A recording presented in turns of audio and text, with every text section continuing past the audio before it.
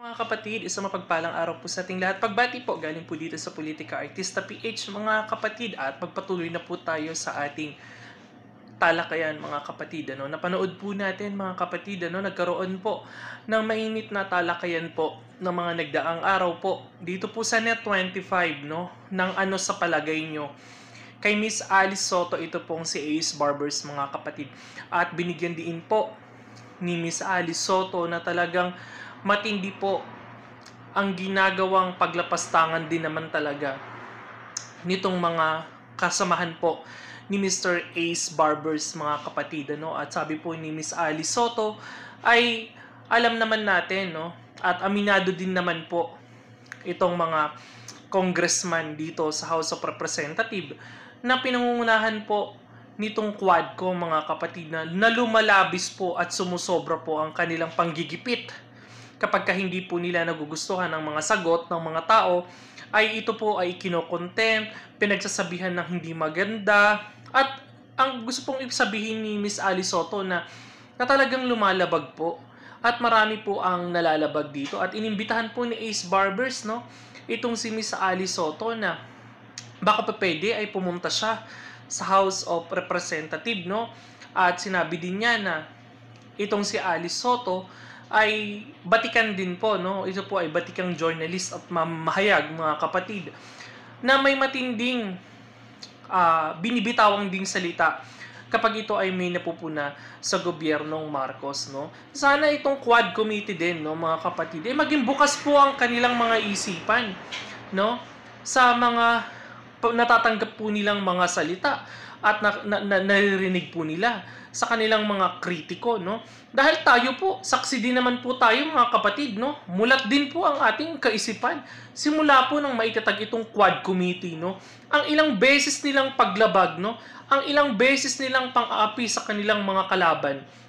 Diyan po sa mga ini-invite nila na mga resource person at mga witness na pagka hindi nila nagugustuhan ang sagot ng mga resource person, ng mga witnesses na pumupunta dyan, ay kanila pong ikino-content, at pinagsasabihan pa po ng hindi maganda. At ayun nga, saan po ba nag-igat ito, Saan po ba, bakit po ba pinapatawag din po ang mga vlogger ngayon? Bakit po pinapatawag ito ang mga vlogger? Dahil po ay sumusobra na din daw po sa paglabag ang mga vlogger mga kapatid. Tama rin naman po yun, dahil tayo din, pabor din tayo doon, dahil saksi din tayo mga kapatid. May mga vlogger din po talaga na masyado naman din po talaga kung umabuso, Kung umabuso din sa karapatan sa malayang pamamahayag, ay sumusobra din naman po talaga. Ang sabi nga po ni Ace Barbers, okay lang nyo po kami batikusin 365 a days, okay nyo lang po kaming murahin 365 a days, 24 hours, araw-araw, wala pong problema yan. Basta po sa makatotohanan, marami din po talaga ngayon mga kapatid, May mga vlogger din naman po talaga na matindi rin po talaga ang naging pag-atake dito kay Ace Barbers, Pati din po ang kanyang pamilya. Ang pamilya po ni Ace Barbers ay nadamay po dito dahil napabalitaan po natin ng mga nagdaan, Saan po ba nag-ugat ito? Dahil po ang kapatid daw po at ang pamilya po ni Ace Barbers ay nasasagkot po sa illegal na droga dito sa Surigao, Kung bakit ito ay pinapalagan ni Ace Barbers, dahil po ito daw ay kasinungalingan, at pawang gawa-gawa lamang. Pero kung mapapatunayan, ito din po ay nagkalat din po sa social media mga kapatid, na involved din po ang pangalan at pamilya po ni Mr. Ace Barbers mga kapatid. Pero ang sabi nga po ni Miss Alice Soto, hindi po kami naniniwala, hindi ako naniniwala na isa kang drug lords. Ayun po ang sabi niya. O sabihin na natin na hindi drug lord si Mr. Ace Barbers, pero ang kanyang pamilya nga po ang nasasangkot dito at hindi siya, So, kaya po sabi po ni Miss Alice Soto, igawad po natin ang pagrespeto at paggalang sa mga iniimbitahan natin dito sa Quad Committee o dito sa Kamara de Representantes. So, sana nga po dahil diyan ayun nga kung magiging ganyan sana at magiging patas lang po sana at ginagamit lang po nitong Quad Committee ng tama wala po sana silang maririnig at wala po silang maririnig na batikos sa taong bayan dahil nakita rin po natin talaga naging open po sa mata ng maraming tao kung ano po ang ginawa nilang pambababoy sa kanilang mga kalaban at sa kanilang mga kakontra sa politika na talagang nakita natin kung papaano nila atakihin at ipakulong ang walang habas na paggamit ng content power na talagang sukdulan po talaga. Ilan po ba ang napakulong ng Quad Committee at ilan po ang nakulong ng good governance po, mga kapatid? Ilan po ang napakontempt nila? Aba, na madami-dami po yan simula po nang ito ay naitatag, talagang lapastangan po talaga at umabuso po talaga ang paggamit ng kanilang mga kapangyarihan at pag-aabuso po. Kaya sana yung mga ganitong klaseng aksyon ay maging aral po din sa ilang mga kongresista na sumama po talaga ang imahe. Ito pong 19th Congress, sobra parang baboy na baboy po itong House of Representative ng 19th Congress. Talagang umabot po talaga sa sukdulan ang batikos ng maraming Pilipino. Hindi lang ng mga Pilipino, Kung makikita po natin, talagang bubagsak po ang moral ng House of Representative, Dahil nakita po ng taong bayan na nagiging sunod-sunuran po ang ilang mga kongresista sa mga nagiging aksyon po, ang kanilang panggigipit sa mga kalaban sa politika ay sukdulan po talaga.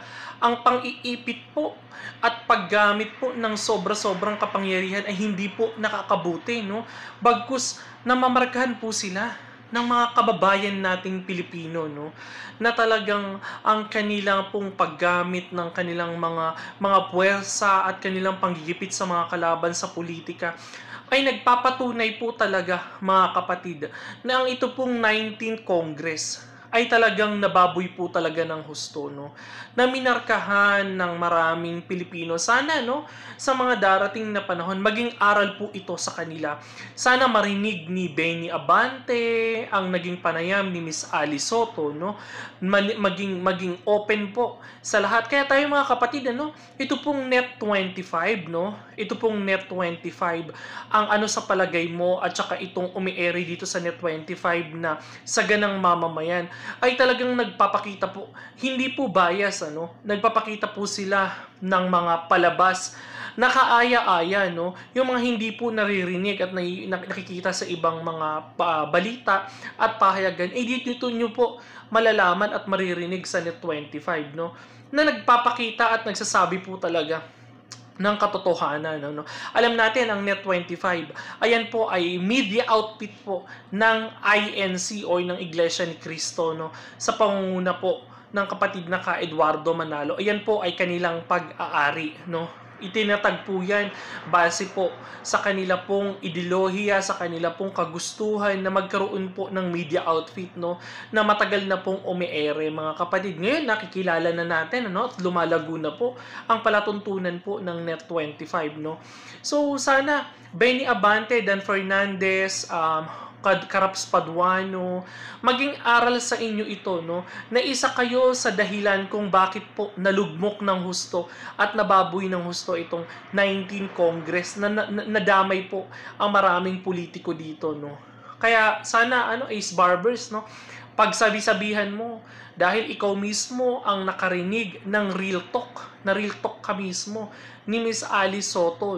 So iparating mo sa mga kasamahan mo sa mga congressman na hindi dapat ganun. Ang tamang pagtrato at pagrespeto ay dapat palagi nating ibinibigay at ibinibigay sa mga karapat-dapat na mga tao, Lalong-lalo na po ang mga resource person at mga witnesses na inyo pong iniimbita diyan sa Kamara de Representante. Kayo po mga kapatid, ano po ang masasabi nyo sa mga naging pahayag po at naging pagpuna po ni Miss Alice Soto? Ito po ba ay deserve o deserve? Mag-comment ka lang po diyan sa ating YouTube channel at babasahin po natin yan mga kapatid. Maraming salamat po sa inyong pagsuporta at panonood dito sa ating